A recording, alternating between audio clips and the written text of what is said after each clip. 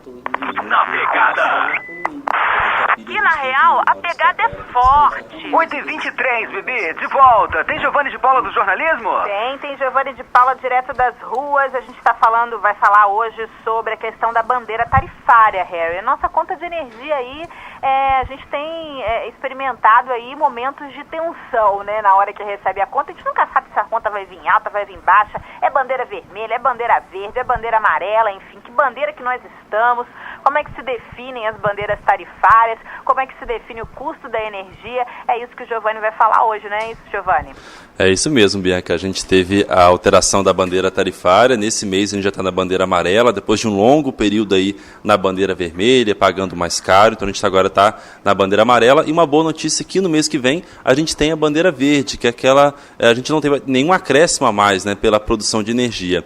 E para saber um pouquinho como é que funciona essa bandeira tarifária, o porquê dessas bandeiras, né, o governo alega que no período da bandeira vermelha a produção de energia era mais cara, agora com a bandeira verde, então, a energia é mais barata. Então, como é que funciona a produção de energia no país? E, claro, a gente foi atrás de um especialista. Eu estou aqui agora com o engenheiro eletricista, o Pedro Gilpone. Bom dia, Pedro. Obrigado pela participação. Bom, essa pauta que surgiu, Pedro, há um tempo atrás, a gente comentou sobre essa alteração da bandeira tarifária e a gente se perguntou por que não ter, talvez, uma pilha, uma bateria que pudesse guardar energia no período de bastante chuva e produção de energia abundante para o período seco. Essa possibilidade não existe? Então, eu até fiz um projeto, né, nessa parte que foi no sistema fotovoltaico, né? Seria legal, né, se a gente tivesse essa pilha gigante, né? E armazenamento de energia teria que ser através de baterias, né? E o sistema de baterias, quando eu fiz esse projeto, por exemplo, a gente acabou vendo que esse sistema é um sistema que acaba poluindo por causa do tempo de vida da bateria, o descarte adequado da bateria. Hoje, para o sistema de grande porte, né, que são as hidrelétricas, a gente faz uma geração controlada de acordo com a nossa demanda de energia. Como que é feita essa geração controlada? A gente abre mais ou menos as comportas, né, para poder gerar mais ou menos energia. E o que é armazenado, na verdade, é a água, né, o reservatório, o volume do reservatório é armazenado de forma que ele possa durar ali o ano todo, né, de forma controlada. Pedro, quais são as formas mais comuns de produção de energia no país, né? Acho que a hidrelétrica acaba predominando. Ela realmente é a mais barata?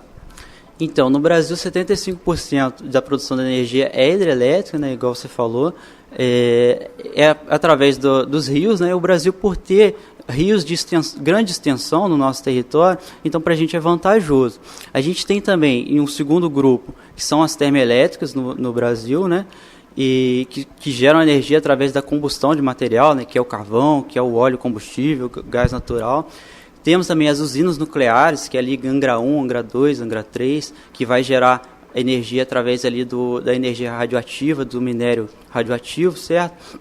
E a energia hidrelétrica é interessante para nós porque é uma energia renovável e uma energia limpa, certo? Hoje tem todo esse contexto de sustentabilidade, né? A gente tem que procurar gerar energia provocando o menor impacto possível no meio ambiente. Então, para a gente, ela acaba sendo mais barata, certo? Em questão ambiental. E tem a questão também que a termoelétrica, como ela vai precisar de um minério, de uma combustão de um material, esse minério ele vai ter que ser extraído, certo? Vai ter que ser feito o refinamento desse minério, desse carvão, desse óleo, desse urânio, por exemplo, para que ele retire as impurezas, né? Tem o transporte logístico desse material. Por ser uma tecnologia poluente, tem que ser tomada outras medidas para minimizar o impacto, certo? E tem a questão do resíduo, onde que vai ser descartado esse resíduo. Então, acaba que essa tecnologia de termoelétrica ela acaba sendo mais cara e a energia da hidrelétrica acaba sendo mais barata para nós. Por isso que nesse período de grande estiagem que a gente teve, principalmente em 2015, com pouca chuva, essas termoelétricas foram acionadas, então teve esse custo a mais na produção, repassado a nós consumidores. O Pedro estava me contando, gente, aqui antes de entrar no ar, que já existia um sistema parecido para os grandes consumidores, né, que no período de chuva acabavam pagando menos e no período de seca pagavam mais. Só que agora, né, todo mundo pagando aí um pouco dessa conta, nessa questão da energia um pouco mais cara e um pouco mais barata. Esse sistema de bandeira tarifária, Pedro, se acha justo? Enfim, foi a forma correta de talvez agir nesse período de crise hídrica? Não, exatamente, né? Como não foi esperado, essa crise hídrica não foi esperado, foi o volume de chuvas não foi esperado para a época, que foi lá no final de 2014, início de 2015, né? Foi uma medida emergencial, sim, né? Legal, porque a gente acabou custeando, né, esse custo a mais para os consumidores residenciais também, e indiretamente, Giovanni, a gente acaba fazendo o quê? Conscientizando, né, as pessoas passam, aumentando o preço, né, elas passam a consumir menos, né, consumir de forma racional, né, racionando essa energia, e acaba poupando também. Pode ser tomado também outras medidas, né, em caso desses casos, que inclusive a gente tem que estudar isso antes de acontecer, porque isso pegou a gente desprevenido, né? Igual eu falei, a gente esperava um volume X e esse volume X não veio, e a gente teve que tomar essas medidas emergenciais, que foi acionar as termoelétricas em alta demanda. Energia eólica, energia solar, né, essas energias renováveis, né, sustentáveis, elas podem, quem sabe um dia talvez, ser predominante no país? O que você acredita, Pedro? Com certeza, inclusive a energia eólica na região de litoral, ela está ganhando bastante espaço, né, por causa dos ventos ali fortes daquela região, e a energia solar também, por ser uma energia limpa, né. Infelizmente ainda a energia solar para nós brasileiros, ela ainda é uma energia cara, né, questão do alto valor de investimento inicial, e tem um retorno de investimento ainda lento, né? Mas essa tecnologia ela está melhorando, entendeu? Então, futuramente é interessante se a gente aplicar no Brasil, justamente pela incidência de radiação no Brasil. A gente é um país tropical, né? Então a gente tem bastante sol para a gente aproveitar aí, né? E os ventos também. Bom, a gente vai entrar na bandeira verde, né, no mês que vem, o que não significa aí economia de energia, uso racional da energia, talvez que esse momento de crise realmente sirva aí para um alerta para o consumo consciente tanto da água quanto da energia, e que cuidados que talvez o consumidor em casa, ou mesmo nas empresas, indústrias, eles podem tomar para um consumo excessivo de energia, né? O que você pode indicar para a gente, Pedro? Então, uma alternativa legal é a gente fazer a substituição aí da tecnologia fluorescente das lâmpadas por tecnologia LED, que é uma tecnologia que consome menos e ela também é mais durável, ela dura até 3 vezes mais, se eu não me engano. Uma outra opção boa para o consumidor residencial é, na hora de comprar o eletrodoméstico, a gente verificar a etiquetinha da Procel. Se eu não me engano, a Procel classifica ali de A a F o eletrodoméstico que consome mais ou menos, certo? Outra dica também é trocar ali as borrachas da geladeira, que acaba impactando na eficiência do refrigerador, né, que ele vai ter que consumir mais energia para manter aquela temperatura. Os filtros do ar-condicionado, mesmo esquema, se o filtro está sujo, ele vai consumir mais energia para poder resfriar aquele local. E tem a questão também dos bons hábitos, né, que a gente vê ali, por exemplo, vai tomar um banho, a gente fechar ali o chuveiro para ensaboar, para passar o shampoo, certo? Diminuir o tempo do banho, desligar a luz do cômodo que não está usando, certo? Tentar não colocar alimento quente na geladeira, certo? E o consumidor que quer entrar mais a fundo nessa parte de diminuir o consumo, ele pode optar pela energia solar, né? Que já existem kits, né, domésticos de energia solar, que é essa energia térmica, que vai esquentar a água para a gente, né, para a gente tomar um banho. É uma opção legal também, essa parte da energia solar para os consumidores domésticos, para o consumidor residencial. Um kit desse custa em média quanto, Pedro? Então, o kit desse, se eu não me engano, isso vai do tamanho, tá, Giovanni? Se eu não me engano, ele está em torno de R$ 1.500, esse kit, o mais básicozinho.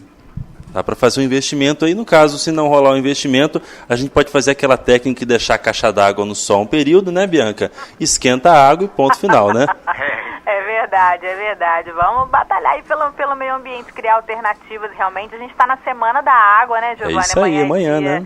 É dia da água, enfim, a gente tem que pensar nisso realmente, né, em cada vez mais ter alternativas para a produção de energia. Não podemos confiar só na chuva aí, né, como a gente vem confiando, podemos confiar só na água, e como o nosso convidado aí falou, pensar um pouco na questão da redução do consumo também, né, que a gente viu que é possível, né, a gente passou aí pela crise, acionamos, claro, as termoelétricas, mas passamos aí por esse período, né, e conseguimos passar, né? E todo mundo conseguiu economizar. Então, a gente tem que rever também os nossos hábitos de consumo, né? Agora, eu tenho uma dúvida com relação à energia solar. Para captar a energia solar, tem o equipamento, as placas, tudo. A gente tem que pedir autorização para o governo?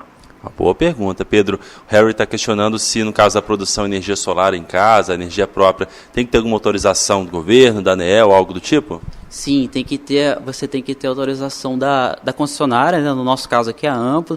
A gente tem que fazer o projeto seguindo as normas da concessionária de acordo com o que é estabelecido pela Ampla. Inclusive, quando eu fiz um projeto lá na Dom Bosco, a gente teve que trabalhar junto com a Ampla para a gente ver o que estava certo, né, que estava dentro da norma. Se eu não me engano, eu não me lembro agora o nome da norma, mas é interessante sim estar indo na concessionária para procurar saber quais que são os critérios que ela tem para implementar esse sistema dentro da nossa casa. Tá? É uma pequena burocracia aí, né? Caso sobre alguma energia, vai que eu não gaste muito, eu posso vender pro vizinho. Hoje já tá querendo comercializar a energia, gente. E a energia excedente, né, que a pessoa não utilizar, Pedro, ela pode talvez vender para a própria concessionária, para um vizinho? Exatamente. Hoje a gente tem o sistema de net metering, né, que é o sistema que a gente fala que é um grid, que é conectado na rede. Essa energia que o consumidor não usa, ela é enviada para um relógio bidirecional, certo? Que é cogitada, é quantizada essa energia e é descontada depois na conta do consumidor. Porque o consumidor geralmente que tem essa tecnologia de sistema fotovoltaico, ele também vai ter ali que, provavelmente, o sistema dele não vai suprir toda a demanda dele. Então, ele vai ter que puxar também da nossa rede de transmissão. Então, o excedente que ele gerar, ele vai enviar para essa rede de transmissão e vai ser abatido na conta dele. Dá pra ele vende, né, de volta para a concessionária. Dá para fazer um negocinho aí, Harry. Dá para zerar a conta, né? Ainda ganhar uma graninha. É verdade. Tá certo então, Giovanni. Olha, obrigada aí pela participação. Agradeço o nosso convidado, Pedro. E é com você. Pedro, obrigado pela participação aqui no programa. Giovanni de Paula, do Paraíso em Resende, para o Na Pegada.